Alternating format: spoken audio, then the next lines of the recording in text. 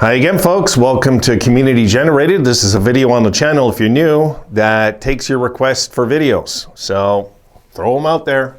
And if it's something that's logical, at least semi-logical, don't ask me to do a video on how great Jack Eichel was, because I won't do it.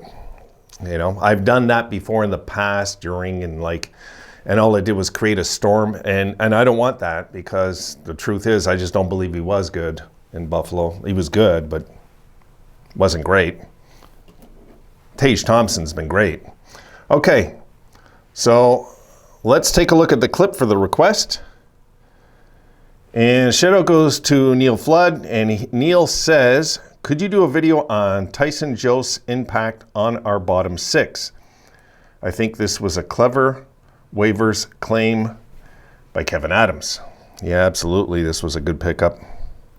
You know, this is a thing when it comes to Vrana, when I was talking about Vrana in the video. And the Sabres didn't go for him. There had to have been a reason. And please, with the love for Steve Yzerman, Detroit fans saying, Steve does it again. Like, no, that's not the way waivers works. I know that much about waivers. Nobody claimed him. It's not because they respect Steve Yzerman so much. I don't know where this thinking comes from for Steve Yzerman. I don't get it, really. If I'm a Detroit fan, I'm a little pissed off by now. 4 years, he's in his fourth year there, and they're still struggling, even though they've pretty much maxed out most of their money. And they got some horrible contracts over there, like Sherratt's just one of them. Like, there's just, I don't know. You know, I'm not saying the guy's a bad GM. I seen what he did. I seen what he built up in Tampa, but I also know he had high picks because they were so terrible every year. And in Detroit, everybody's talking about the Sider pick. Well, Sider was a top 5 or 6 pick, wasn't he? He's supposed to be good. That happens. You know, like, I don't get that, me. I just don't. Hey, when it comes to our general manager, he's right up there, okay? He's right up there with the best in the league right now. You don't see me crying that Kevin Adams doesn't get enough respect in the league, because he doesn't, okay? He doesn't. Anyway, I'm going to do a video comparing Yzerman's numbers in Detroit to Kevin Adams tonight. I'm gonna do that video, and we'll talk about it, because numbers don't lie. Fans do, but numbers don't lie. So let's talk about, guys, Tyson Jost. What has he done on the Sabres since he's been here? Well, I wrote down some things. We'll talk about it. Bottom six. What I touched on in the bottom six, Neil, really was just Okposo and Girgensons, because the rest of everything's kind of up in the air right now, like with Asplund and all. We don't know what's going on with some of these guys. But we know Girgensons and Okposo are mainstays for this season. Now, Okposo, without Jost in the lineup, okay, in 14 games had 1 goal, 8 assists, and 15 hits. In that, and that 1 goal was an empty net goal. So he had 1 goal in 14 games. With Jost in the lineup, he has 5 goals, 2 assists, and 19 hits. His numbers are better with Jost in the lineup, and let's not forget he had a hat trick. So that's important to talk about there. Girgensons, without Jost in the lineup, 17 games played, 3 goals, 2 assists, 12 hits. And I mentioned the hits. The bottom line are checking lines. This is what they're out there to do. Girgensons, with Jost in the lineup, has 1 goal, 4 assists, 26 hits. His hits have jumped from 12 to 26.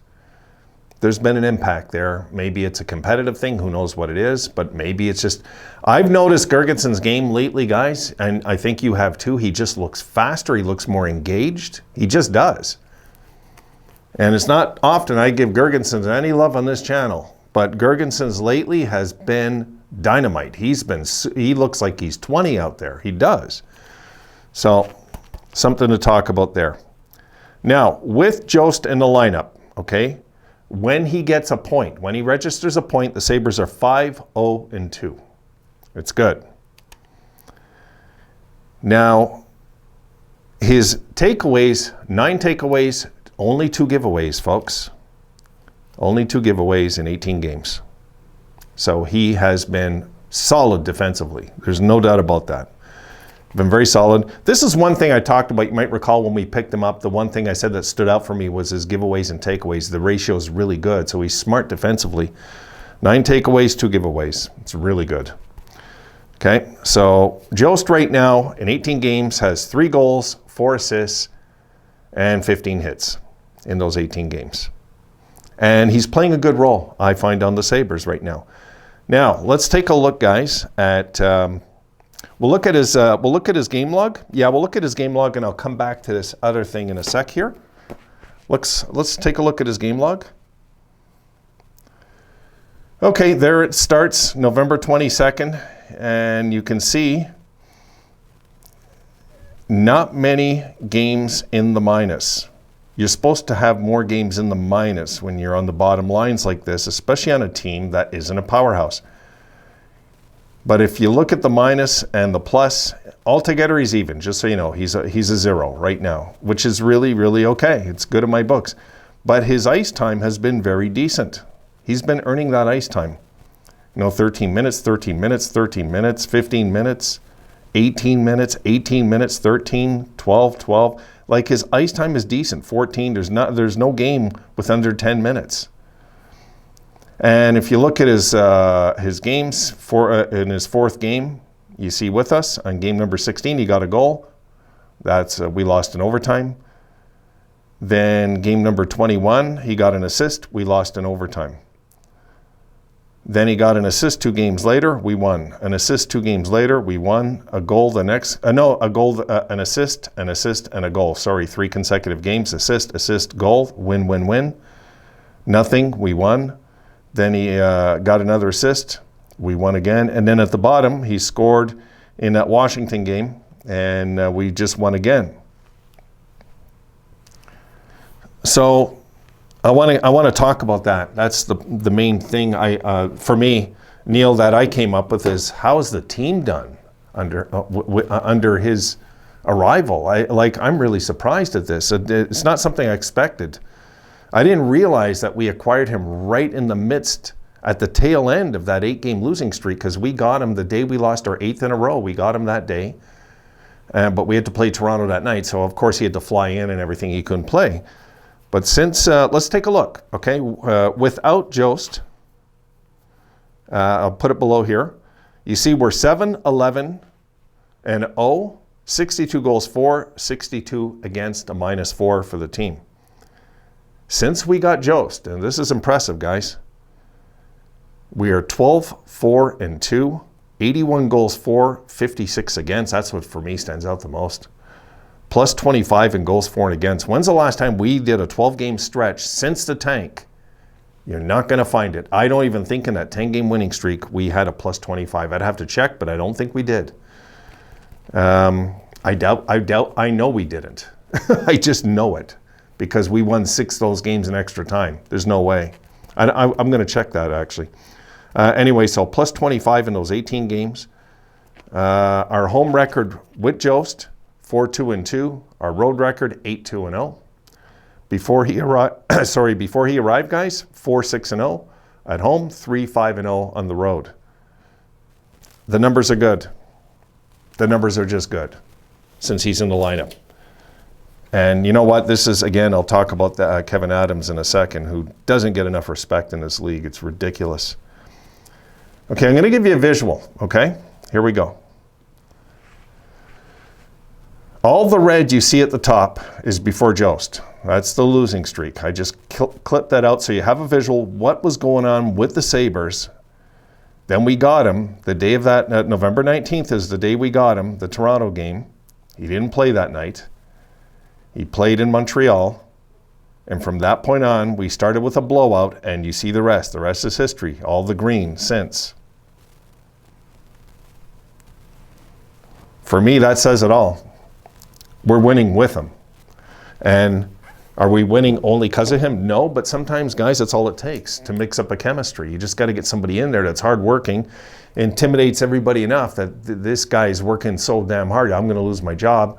And that's all it takes sometimes. Really, that's all it takes. And since he's been a Buffalo Sabre, I've been more than impressed with him, Neil. I have been. I think that he has been very solid. He's You know, maybe the Vrana thing, there was something about him the Sabres didn't like. I guarantee it's not because they respect Steve Yzerman so much they're not going to go and claim him. That's not the way this league works. You're not going to go and butt kiss to somebody because he's won Stanley Cups as a player. No. That's not the way it works. Plus, Adams has won one anyway. Like, no, that's not why we didn't claim Vrana. I think there had to have been something that we just don't know. Because his numbers, for me, were really good. And for Yzerman to send him down, I don't know. Why we didn't claim him, I don't know. Really, I don't know. But there had to have been a reason. And I guarantee it's not out of respect because Steve Yzerman's a genius and all that. It's not because of that. No, it's because we just, for some reason, didn't have him on our radar. That's it. Buffalo will claim anybody that becomes available for free if they think they should. You know, sometimes there's a reason. And it could be that he knows through somebody this guy does not want to play in Buffalo. Who knows, right? We want to get guys that want to play in this team. That is something Adams has said from day one. And Jost looks like he wants to be a Buffalo Sabre from what I see game after game after game. All right, done. I want to do some housework. I got to get on some stuff. Guys, we shall see what happens in this game today. But Tyson Jost, I'm going to say it now in this video, is going to score today. Okay? I'm going to go on the record saying he's going to score against his old team. Let's see if it happens. See you in the next one, guys.